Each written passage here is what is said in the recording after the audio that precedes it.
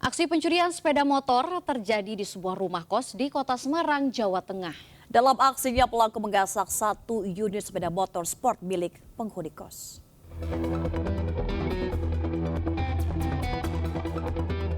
Aksi pencurian sepeda motor di Jalan Kawi, Kecamatan Candisari, Kota Semarang, Jawa Tengah ini terekam kamera CCTV.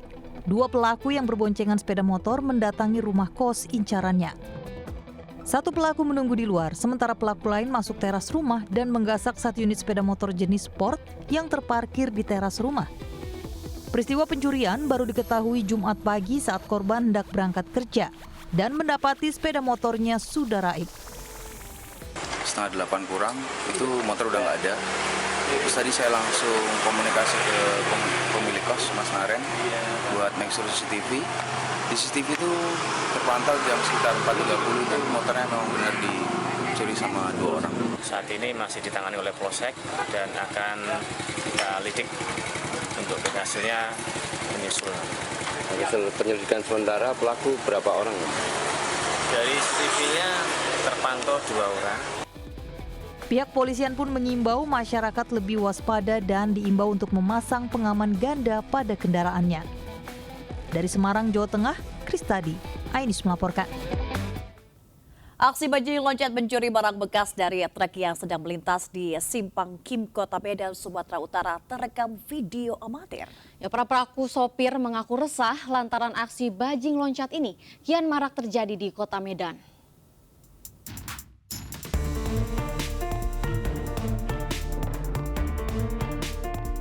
Aksi bajing loncat mencuri sejumlah karung yang diduga berisi barang bekas berupa plastik dari dalam truk yang melintas terekam kamera warga di Jalan Komodor Laut Yus Sudarso, Medan Deli, Kota Medan.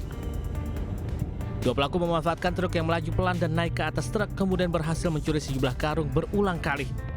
Sopir truk mengaku resah dengan maraknya aksi bajing loncat di Simpang Kim, Medan. Tak hanya merugikan sopir, bajing loncat juga membahayakan sopir karena beraksi nekat. Usai videonya viral, unit Reskrim Polsek Medan Labuhan meringkus dua pelaku di kawasan persimpangan Kim tak jauh dari lokasi keduanya beraksi. Diketahui keduanya merupakan pemuda setempat yang tidak bekerja dan pengguna narkotika jenis sabu. Untuk kedua pelaku, mereka naik ke atas truk mengambil 2 karung, isinya kaleng bekas. Kedua pelaku dijerat dengan pasal pencurian serta keterlibatan dalam penyalahgunaan narkoba. Polisi mengimbau masyarakat untuk selalu waspada dan tidak ragu melaporkan aksi kejahatan di jalan agar dapat ditindaklanjuti petugas. Dari Medan, Sumatera Utara, Yuda Bahar, Ainis melaporkan.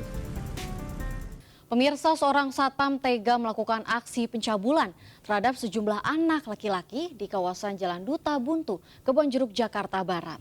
Modusnya pelaku mengajak korbannya bermain game online di ponselnya dengan syarat masuk ke dalam kamar kosnya.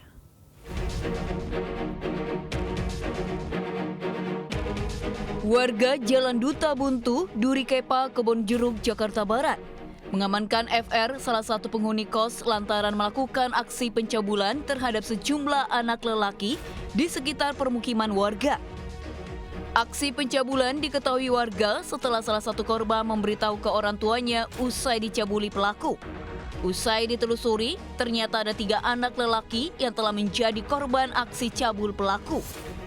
Modus pelaku yang berprofesi sebagai satpam ini dengan mengajak korbannya untuk bermain game online di ponselnya, namun dengan syarat harus bermain di dalam kamar kos. Guna menghindari amuk warga, pelaku dibawa ke Mapolres Jakarta Barat untuk mempertanggungjawabkan perbuatannya. Berapa jumlahnya, Pak? Kemarin 3. Itu tindakannya seperti apa, Pak? Modusnya si pelaku itu seperti apa? Ya mereka dibawa ke kamar katanya ya, menurut pengakuan korban. Terus sama pelaku psikoda interogasi katanya dibawa kamar terus diajak main game. Setelah di kamar ya mereka dilecehin gitu. Warga pun berharap pelaku dihukum seberat-beratnya dan tidak diperkenankan tinggal kembali di lingkungan permukiman ini. Dari Jakarta, Miftahul Gani melaporkan. Sebuah tas mencurigakan ditemukan di parkiran stasiun LRT Sukarami, Palembang dan gegerkan warga. Tim penjinak bom dari Gegana Brimopolda Sumatera Selatan diturunkan untuk menyelidiki benda itu.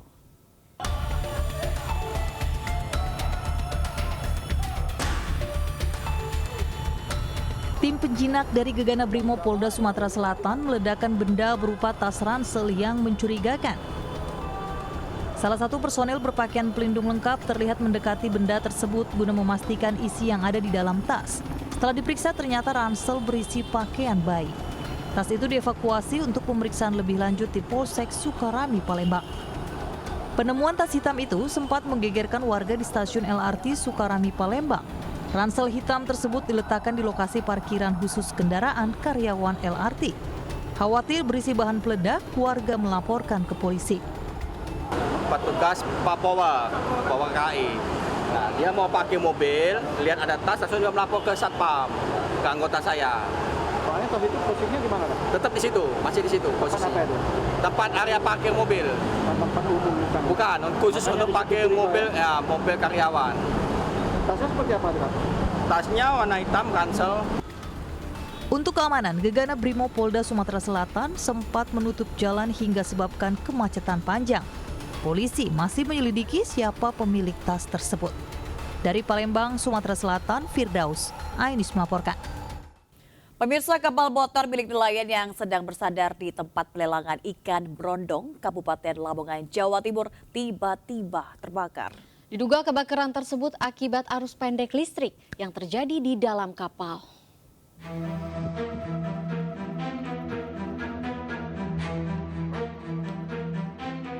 Dalam video amatir yang beredar, kepulan asap dari kapal motor dengan nama Duta Merpati milik Haji Jafar, warga Kecamatan Brondong, membumbung ke udara. Saat terbakar, kapal motor tersebut berada di dermaga tempat pelelangan ikan Brondong. Karena api semakin membesar, kapal ditarik menjauh agar tak merembet ke kapal lain yang sedang bersandar. Upaya nelayan sekitar berupaya memadamkan api dengan melakukan pembasahan dari kapal lain. Namun cuaca panas dan angin kencang serta banyaknya bahan bakar minyak dalam kapal menyebabkan api terus membesar. Diduga arus pendek listrik di dalam kapal menjadi penyebab kapal motor tersebut terbakar. Api baru bisa dijinakan setelah 2 unit pemadam kebakaran dan 10 petugas dikerahkan ke lokasi kejadian. Teman dari damkar segera meluncur ke sana dan tiba di lokasi jam 14 dan dilakukan pemadaman. Pada saat itu pemadaman dibantu oleh anggota TNI Polri serta masyarakat nelayan yang ada di sana. Tidak ada korban dalam kebakaran kapal motor ini, namun kerugian yang ditimbulkan ditaksir mencapai 350 juta rupiah. Dari Lamongan, Jawa Timur, Abdul Wakid Ainis melaporkan. Kebakaran hebat melanda di 2 rumah kawasan Sunter Agung, Tanjung Priuk, Jakarta Utara. Kebakaran diduga berasal dari korsleting listrik dari salah satu rumah hingga merambat ke rumah lainnya.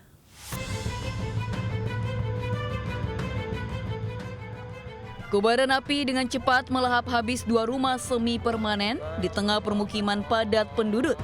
Jalan Ancol Selatan, Kelurahan Sunter Agung, Kecamatan Tanjung Priok, Jakarta Utara. Petugas pemadam kebakaran yang tiba di lokasi langsung berusaha melokalisir api agar tidak merambat ke bangunan lain. Kebakaran diduga akibat korsleting listrik dari salah satu rumah. Untuk sementara ini diduga dari korsleting listrik, Pak. Kesulitan, Pak, atau ada kendala? Ada sedikit kendala terkait jalan akses yang sangat sempit, jadi kita susah masuk. Sebanyak 18 unit mobil damkar dikerahkan ke lokasi kebakaran. Tidak ada korban jiwa dalam kebakaran ini, namun kerugian ditaksir mencapai ratusan juta rupiah. Dari Jakarta, Rio Manik, iNews melaporkan. Kebakaran hebat menimpa sebuah gudang tempat penyimpanan barang bekas di Tulungagung. Bangunan dan seluruh isinya ludes dilalap api. Beruntung tidak ada korban jiwa dalam peristiwa ini, sementara kerugian diperkirakan mencapai puluhan juta rupiah.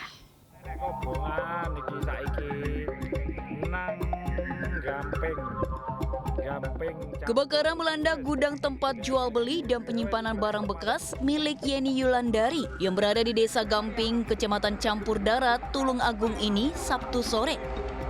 Kebakaran diketahui oleh warga sekitar saat api sudah membesar membakar seluruh isi gudang hingga atap bangunan.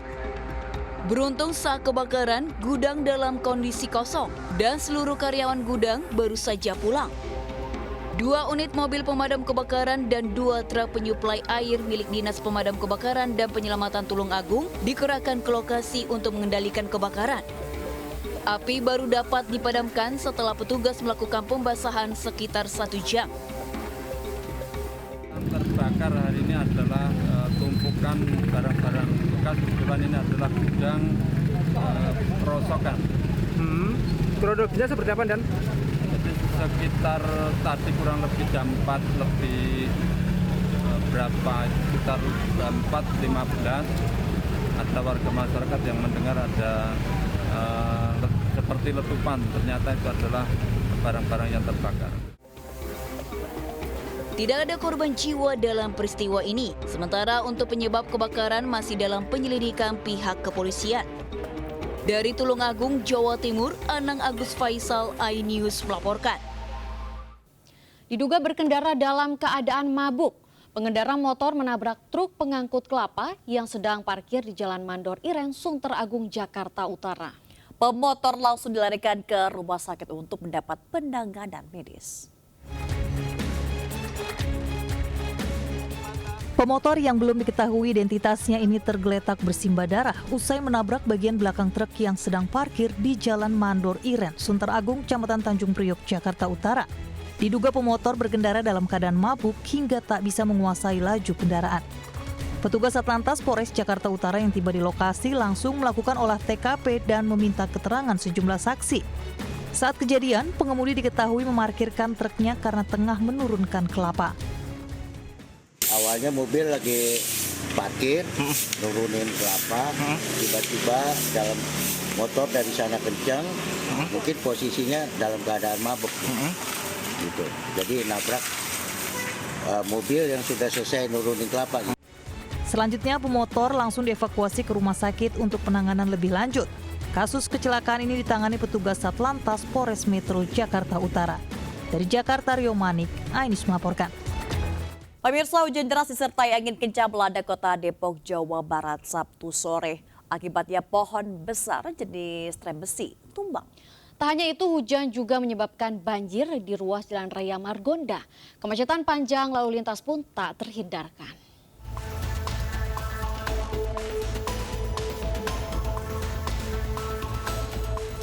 Hujan deras dan angin yang melanda kota Depok, Jawa Barat Sabtu sore menyebabkan banjir dan pohon tumbang. Kemacetan panjang di Jalan Raya Margonda, baik dari arah Citayam menuju Jakarta maupun dari arah sebaliknya, tidak dapat dihindari. Ribuan sepeda motor tidak dapat melintas karena banjir setinggi 30 cm melanda Jalan Raya Margonda. Para pengendara juga takut melintas, khawatir mobilnya mogok. Kemacetan diperparah dengan adanya pohon tumbang jenis trem besi dengan tinggi 10 meter dan diameter 1 meter yang menutup jalan. Nah, penyebab pohon tumbang ini angin, diameternya kurang lebih 1 meter, tingginya 10 meter, Pak. Memang dari pihak DLHK dan kita sendiri pun udah ada pemangkasan sepanjang Jalan Margonda. Tapi memang musibah, kita juga tidak tahu ya penyebab ini pohon tumbang. Karena di sisi sini banyak pohon besar juga, banyak pohon trem besi, tapi itu bang memang hanya sini. Kebetulan mungkin anginnya ini ada di lokasi sini. Kurang lebih 1 jam. Mengingat memang karena ada genangan air di depan mobil. Sempat dialihkan nggak tadi arus kemana? Dialihkan dari Jalan Margonda Raya yang wilayah selatan. Kami alihkan lewat ruas Jalan Juanda dari Jalan Margonda Raya yang arah ke Meski peristiwa pohon tumbang sudah berlangsung selama lebih dari 1 jam, petugas DLHK Kota Depok masih melakukan evakuasi batang dan dahan pohon yang tumbang yang menutup sebagian Jalan Margonda menuju Jakarta. Dari Depok, Jawa Barat, Iyung Rizky, iNews melaporkan. Talut penahan ombak di pelelangan ikan atau TPI Pantai Baron, Kabupaten Gunung Kidul, Yogyakarta ambruk. Ia ambruk, talut sempat terekam kamera warga.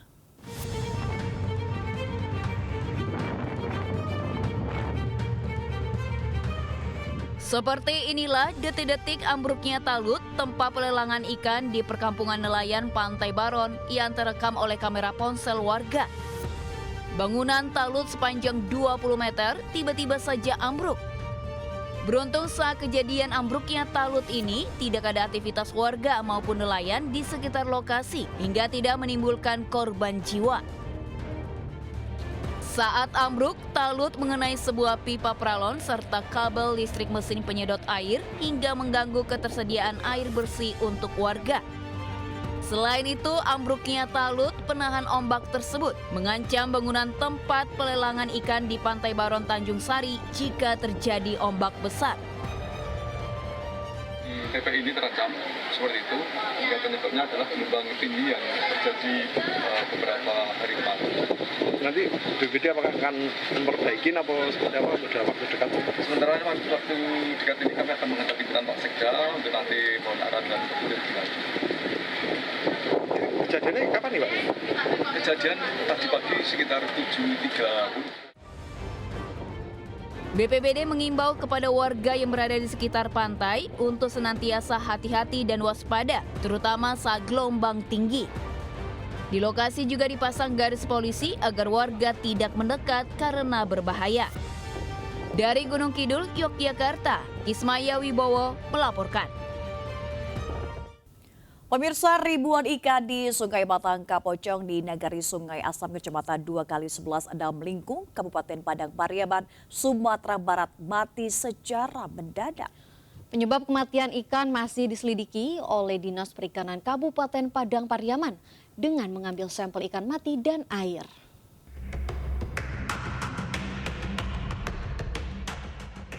Ribuan ikan endemik mati di aliran Sungai Batang Kapocong, Nagari Sungai Asam, Kecamatan 2x11 Lingkung, Kabupaten Padang Pariaman, Sumatera Barat. Ikan endemik seperti ikan garing, kulari, nila, dan tawas ini mati mendadak sejak Kamis malam. Diperkirakan lebih 7 ton ikan mati di sepanjang aliran sungai. Sementara untuk mengetahui penyebab ikan mati, pihak Dinas Perikanan Kabupaten Padang Pariaman tengah melakukan uji lab terhadap air dan ikan mati. Khusus untuk penyebab kematian kita belum ketahui dan kita masih menunggu hasil Dinas Perikanan Provinsi masih mengambil sampel untuk diuji labor termasuk ikan yang mati dan juga air. Selain Nagari Sungai Asam, fenomena serupa terjadi di Nagari Sicincin, Korongbari, dan Pawah. Untuk mengantisipasi kejadian tak diinginkan, warga dilarang memanfaatkan air sungai untuk kebutuhan sehari-hari. Dari Kabupaten Padang Pariaman, Sumatera Barat, Eka Guspriyadi, iNews melaporkan. Pemirsa, ratusan warga harus rela antri berdesakan pembagian beras gratis dari Menteri Perdagangan Zulkifli Hasan di Pasar Padalarang, Kabupaten Bandung Barat, Jawa Barat pada Sabtu.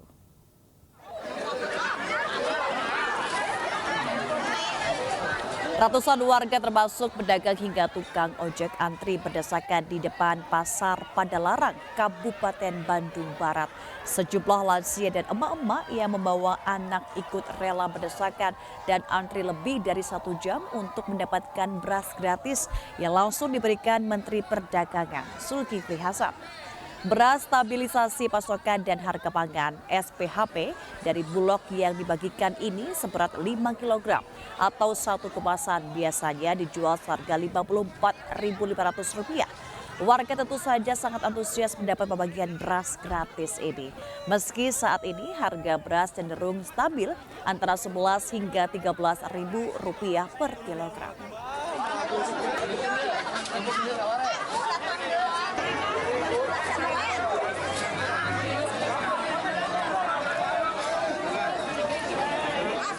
Jalanan Kota Bandung berubah menjadi lautan manusia saat puluhan ribu bobotoh dan warga Kota Bandung menyambut kedatangan tim Persib Bandung dan Piala Liga Indonesia 2023-2024.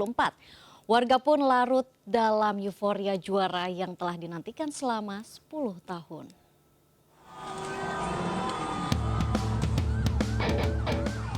Arak-arakan tim Persib dan ribuan bobotoh dimulai dari Jalan Paster menggunakan bus bandros. Lautan manusia memenuhi ruas Jalan Paster, Jalan Surapati dan berakhir di Gedung Sate Kota Bandung.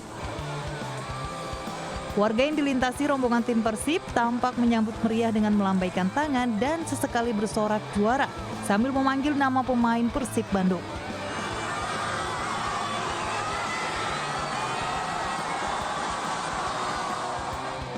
Sementara pemain Persib menyambut dari atas bus bandros yang dimodifikasi khusus.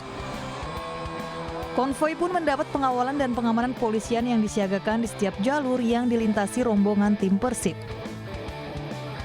Konvoi kemenangan Persib ini menyebabkan kemacetan hingga jalur utama kota Bandung lumpuh. Bobotoh mengaku sudah menyambut gembira kedatangan tim Persib, apalagi Persib sudah 10 tahun tidak lagi memegang juara Liga Indonesia. Persib juara. Mantap.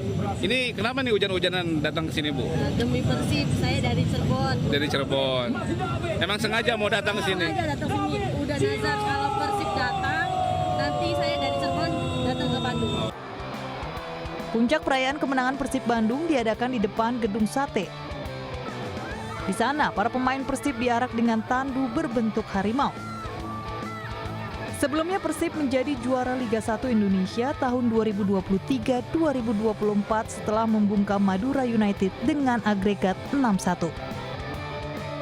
Dari Bandung, Jawa Barat, Mujib Praitno, Ainis melaporkan.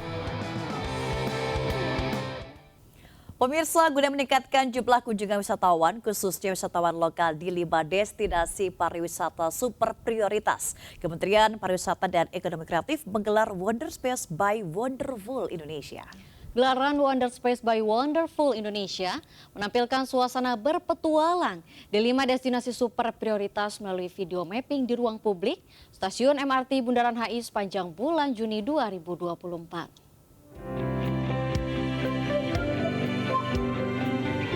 Kementerian Pariwisata dan Ekonomi Kreatif menghadirkan Wonderspace by Wonderful of Indonesia di Stasiun MRT Bundaran Hotel Indonesia Jakarta yang diresmikan Menteri Pariwisata dan Ekonomi Kreatif Sandiaga Uno. Wonderspace dihadirkan dalam rangka mengenalkan 5 destinasi super prioritas, yakni Danau Toba, Borobudur, Labuan Bajo, Mandalika, dan Likupang kepada masyarakat, khususnya generasi milenial dan Gen Z. Kemenparekraf menargetkan 10% dari penumpang yang melintas tiap hari di stasiun MRT Bundaran HI bisa mengambil kesempatan mengunjungi 5 destinasi super prioritas.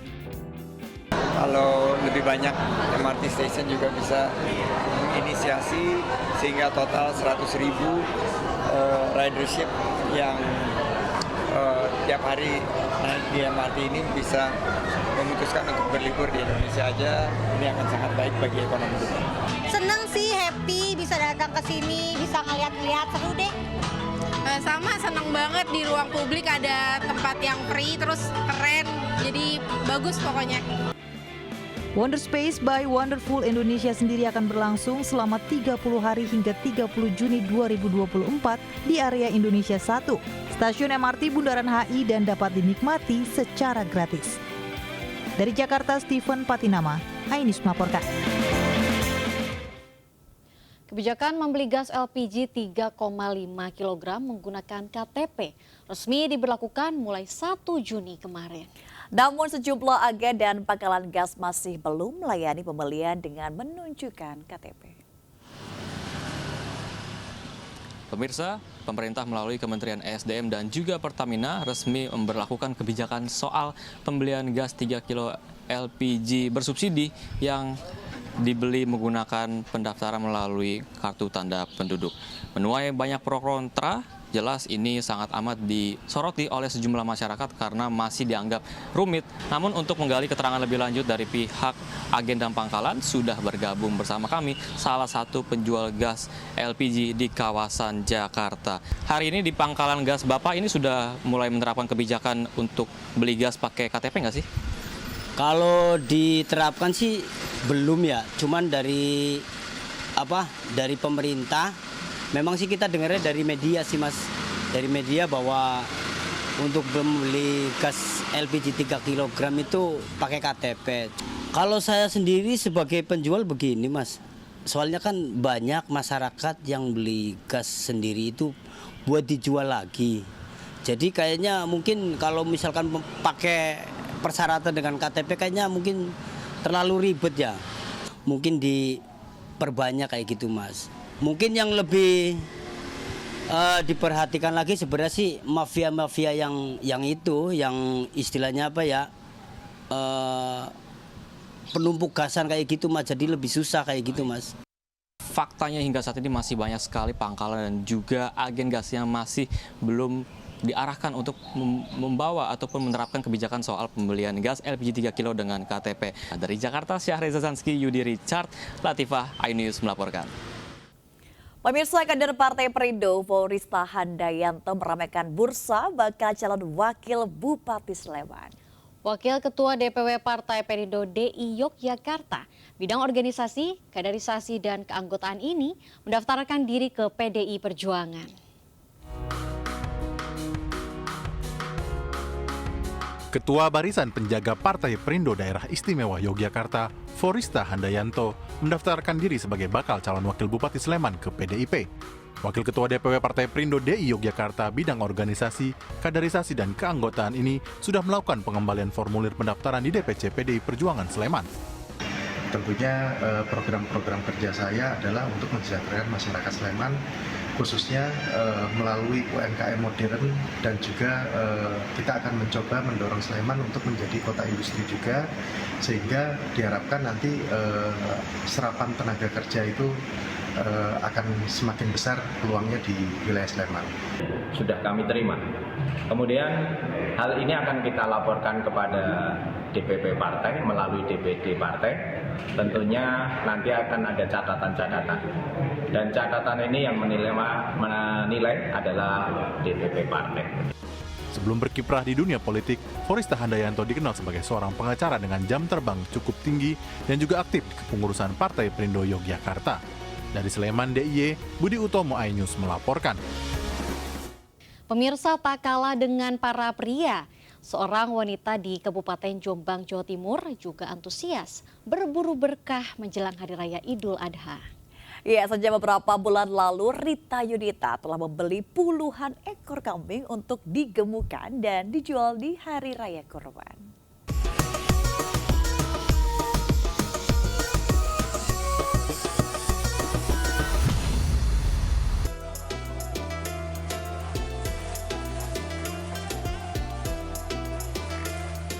Rita Yunita, wanita 28 tahun asal desa Pojok Kulon, Kecamatan Kesamben, Kabupaten Jombang, Jawa Timur dengan telaten merawat kambing dan dombanya yang dijual sebagai hewan kurban jelang Idul Adha.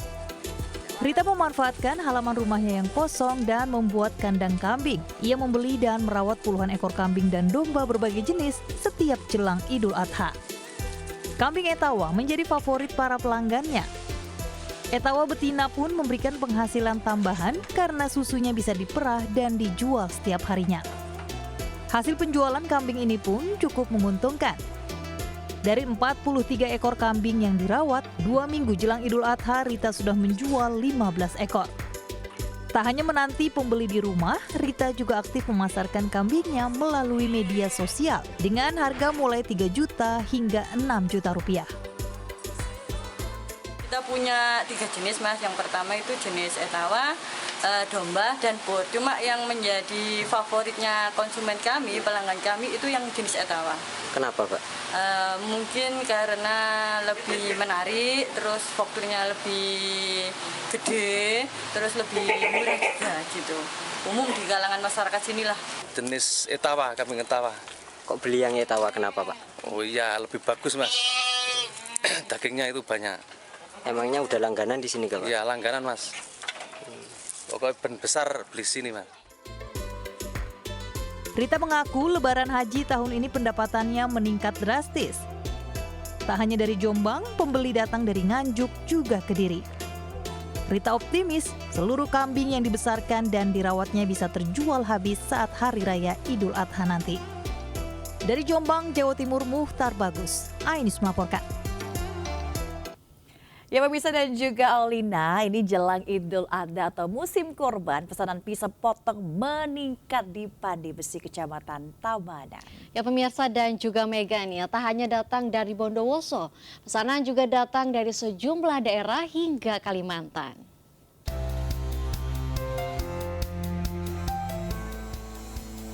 Pandai besi atau pembuat pisau dan golok masih terus dilestarikan di tengah majunya teknologi mesin. Di Kabupaten Bondowoso, Jawa Timur, salah satu pandai besi ini berada di Desa Sumber, Kemuning, Kecamatan Tamanan.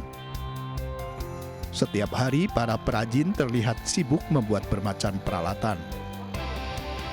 Saat musim kurban jelang Idul Adha, pesanan pun kian meningkat. Utamanya jenis pisau daging berbagai ukuran dan golok untuk proses penyembelihan.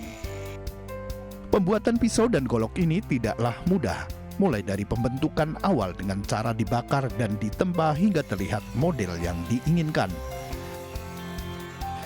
Perajin kemudian melakukan proses penajaman dengan gerinda, lanjut diasah agar lebih tajam. Menurut Wahyudi, sang perajin pandai besi, kenaikan omset mulai dirasakan berdasarkan jumlah pesanan. Pada musim kurban ini kenaikan mencapai 50% dari biasanya. Spring steel, bahasa kerennya ya, bahan japir. Terus ada bahan cakram, ada bahan monel juga. Ada D2 itu juga. Pak, yang paling banyak spring steel karena apa? Terjangkau harganya. Tahun ini alhamdulillah adalah perkembangan. Ya, berkat digital marketing. Selain dari kabupaten di Pulau Jawa, konsumen juga berasal dari daerah di Pulau Kalimantan. Untuk harga bervariasi mulai dari 250.000 untuk pisau ukuran kecil hingga jutaan rupiah untuk pesanan para kolektor. Dari Bondowoso, Jawa Timur, Rizky Amirul Ahmad, iNews melaporkan. Kita ke informasi seputar haji. Hari ini 12 kloter terakhir jemaah haji gelombang 1 di Madinah sudah diberangkatkan ke Mekah. Ya, bagi jemaah yang masih dirawat di Klinik Kesehatan Haji Indonesia dijadwalkan diberangkatkan ke Mekah paling lambat pada 7 Juni.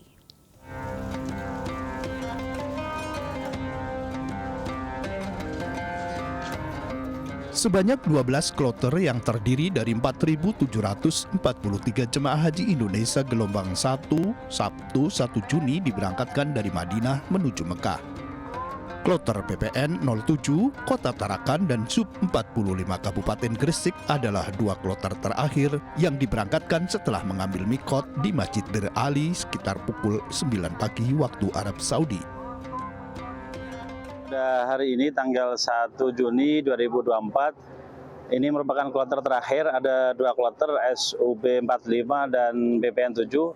Alhamdulillah tadi pagi sudah berangkat dari hotel di kota Madinah, dari sektor 5 dan sektor 3. Alhamdulillah semuanya yang kloter-kloter ini alhamdulillah sehat dan bisa berangkat ke kota Mekah. Sedangkan bagi jemaah haji yang masih dirawat di Rumah Sakit dan Klinik Kesehatan Haji Indonesia, KKHI Madinah akan diberangkatkan secara bertahap ke Mekah sampai 7 Juni mendatang. Ada beberapa jamaah haji yang saat ini masih dirawat di KKHI dan dirawat di Rumah Sakit Arab Saudi. Kita akan segera update untuk jumlahnya dan dalam waktu sampai dengan tanggal 7 Juni akan kita berangkatkan ke kota Mekah untuk bersama-sama dengan jamaah haji lainnya dalam rangka pelaksanaan puncak haji nanti di Arafat. Sejak kedatangan kloter 1 pada 12 Mei hingga kloter terakhir 24 Mei lalu, jemaah haji Indonesia gelombang 1 yang tiba di Madinah sebanyak 90.131 jemaah. Dari Madinah, Arab Saudi, Suhud Nur Fadli, iNews, anggota Media Center Haji 2024 melaporkan. Jelang puncak ibadah haji di Arafah, petugas penyelenggara ibadah haji Arab Saudi dapat bantuan 100 kursi roda. Ratusan kursi roda ini nantinya digunakan oleh jemaah lansia dan berisiko tinggi atau RISTI.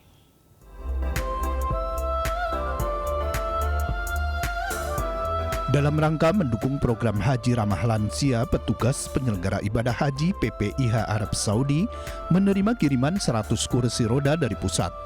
Kiriman kursi roda ini tiba bersama kloter CKG 42 pada 31 Mei lalu.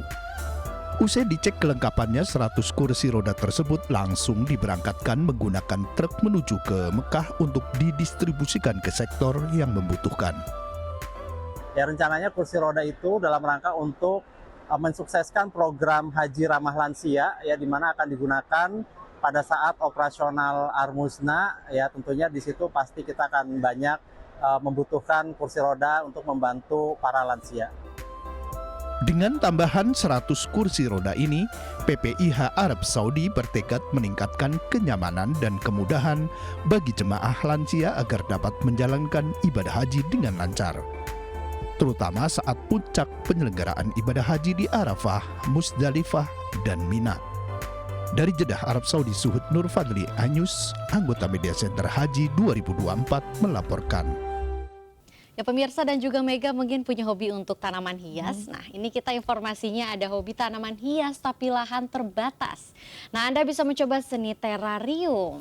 Iya betul sekali Olinia, dan ini seni menata tanaman dalam sebuah wadah kaca ini bermanfaat latih kreativitas dan menghilangkan stres.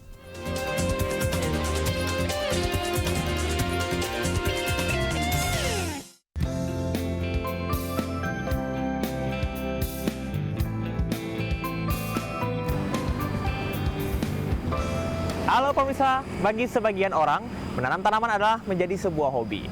Nah, apabila Anda termasuk ke dalamnya, Anda harus mencoba teknik terarium, yakni menanam tanaman hias dalam sebuah wadah. Saya akan coba di Potland Indonesia. Yuk! Terarium berasal dari kata tera artinya bumi dan arium yang berarti wadah. Terarium merupakan seni menanam tanaman dalam sebuah wadah yang kini semakin digemari, terutama di kota-kota besar dengan lahan yang terbatas. Terarium dapat mensimulasikan kondisi alam sebenarnya dalam media kaca atau wadah, seperti ekosistem gurun, padang rumput, hutan, dan lain sebagainya, lengkap dengan elemen tanaman, mikroorganisme, dan media tanamnya. Terdapat dua jenis terarium, yakni sistem basah dan kering. Sistem basah dengan teknik sungkup atau wadah tertutup cocok untuk tanaman basah, tanaman rambat, rumput liar, dan lumut. Sementara sistem kering, teknik yang tidak ditutup dan cocok untuk tanaman gurun sejenis kaktus. Oke, semangat ya. Kita bakal coba untuk membuat terarium. Ini ada berbagai bahan, ada media tanamnya Mbak Eka ya? Ada media tanam. Ada media tanam, terus juga ada toolsnya, ada alat-alatnya, dan yang paling penting ada jarnya. Rium ya, atau wadah. Oke, kita coba. Seni terarium bermanfaat untuk melatih konsentrasi, kreativitas, dan imajinasi sebagai menghilangkan stres serta melatih fokus anak. Kalau kita nggak siram, dia jadi nanti mengkerdil gitu. Jadi kita nggak repot harus sering trimming gitu. Nah, sedangkan untuk yang kita pakai di wet, itu tanaman-tanaman yang jatuhnya tuh kayak kaktus, sukulen, kayak gitu. Iya, ada yang kering, ada yang basah. Baru pertama kali banget gitu. Menarik banget sih buat healing, oke banget. Kayak gimana ya, kayak lebih tenang, kayak lebih kan di sini udaranya juga sejuk banget kan gitu. Kayak lebih tenang aja sih, kayak santai gitu.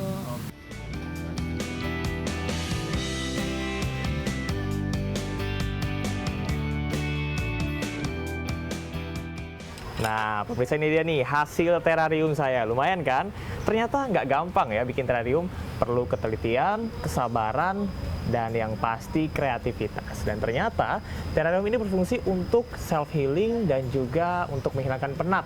Jadi mungkin ini bisa menjadi salah satu aktivitas Anda untuk menghabiskan waktu bersama dengan keluarga dan juga orang-orang terdekat. Saya Camar Henda dan rekan Abdul Rashid dari Tangerang Selatan. Sampai jumpa. Ya pemirsa, libur akhir pekan banyak dimanfaatkan warga untuk berwisata. Salah satunya wahana water sport di Pantai Alam Indah, Kota Tegal, Jawa Tengah. Ya, wisatawan bisa bermain jet ski, banana boat, hingga snorkeling untuk menikmati indahnya terumbu karang bawah laut.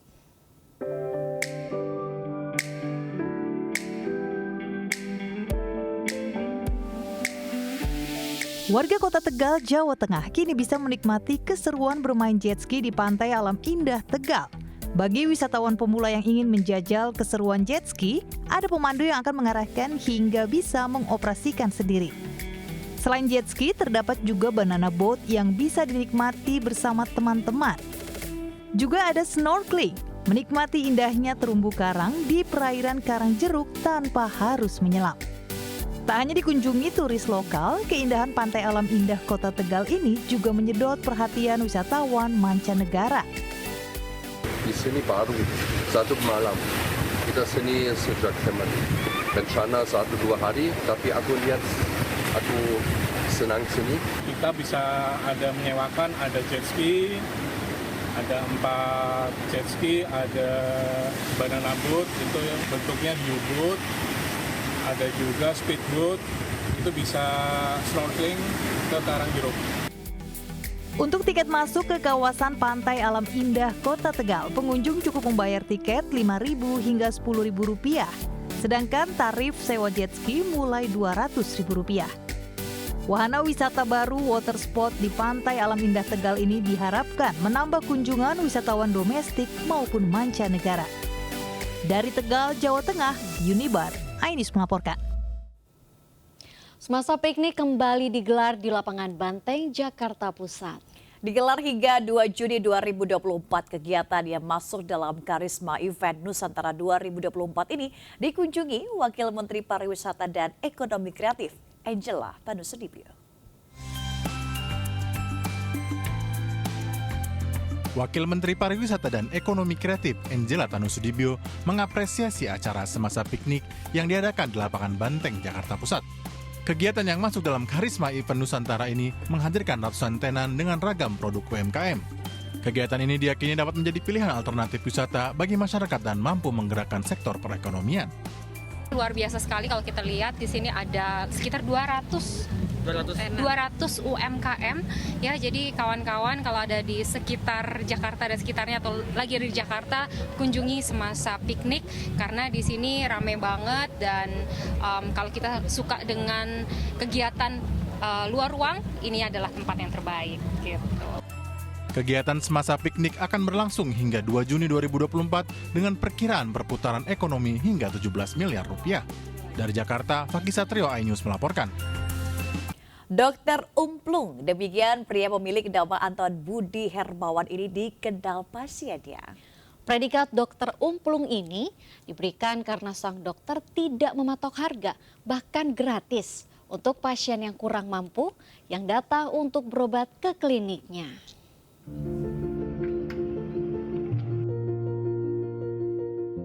Sekilas, klinik kesehatan ini tak berbeda layaknya klinik pada umumnya.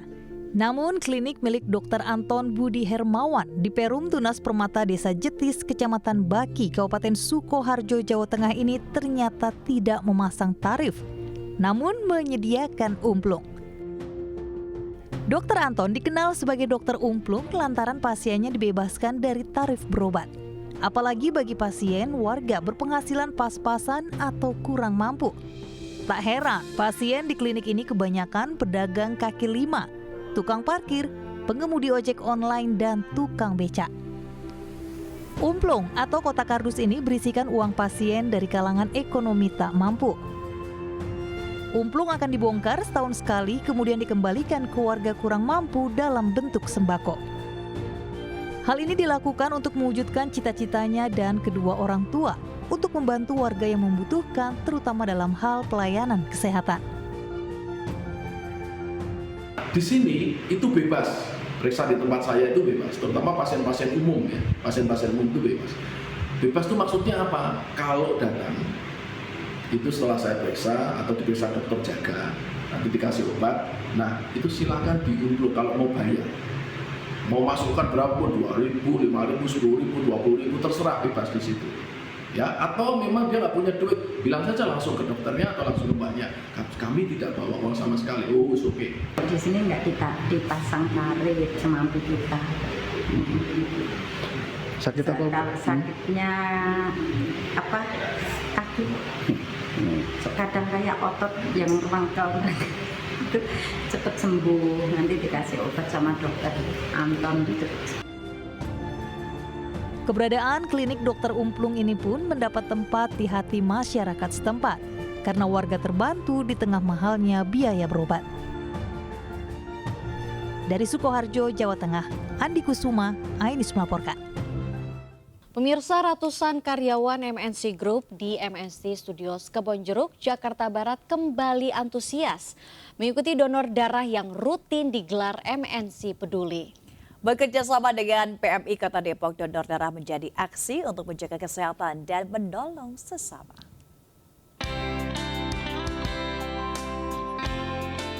MNC Peduli kembali menggelar donor darah yang bertajuk MNC Love Donation, bekerjasama dengan PMI Kota Depok. Digelar di MNC Studio Kebun Jeruk, Jakarta Barat, donor darah diikuti ratusan karyawan MNC Group.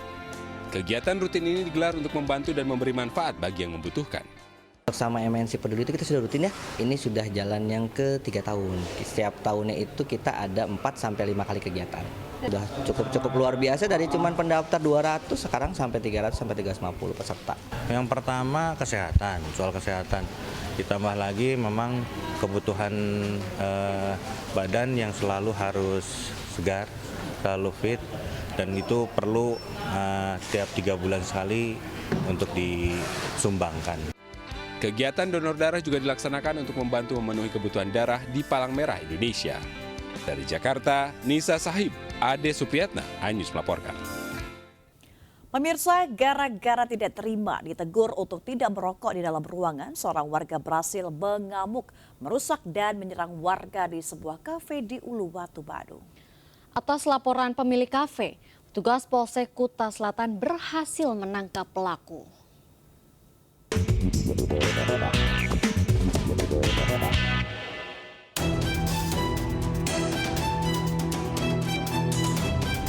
Aksi pengerusakan kafe yang dilakukan seorang warga Brasil, MP, di Jalan Uluwatu 2, Kuta Selatan beredar luas di media sosial. Dalam rekaman CCTV, nampak sang bule mengamuk mengobrak-abrik isi kafe, bahkan mengganggu pelanggan kafe yang lain. Dari hasil pemeriksaan terungkap, pelaku mengamuk hingga merusak dan menyerang warga, usai ditegur untuk tidak merokok di dalam ruangan. Saat mengamuk, pelaku dalam pengaruh minuman keras. Diarahkan oleh karyawan duduk di smoking area. Merasa tidak terima untuk disuruh keluar merokok di smoking area, dia melakukan pengerusakan di dalam kafe tersebut, di Kafe Jimbaran. Kemudian berarti dari unit reskrim Polsek Kuta Selatan, kami langsung mengamankan warga negara asing tersebut dan sekarang sudah berada di Polsek Kuta Selatan. Saat ini pelaku warga negara asing ini pun masih diamankan di Polsek Kuta Selatan untuk menjalani pemeriksaan lebih lanjut. Dari Denpasar, Bali, Indira Ari, iNews melaporkan.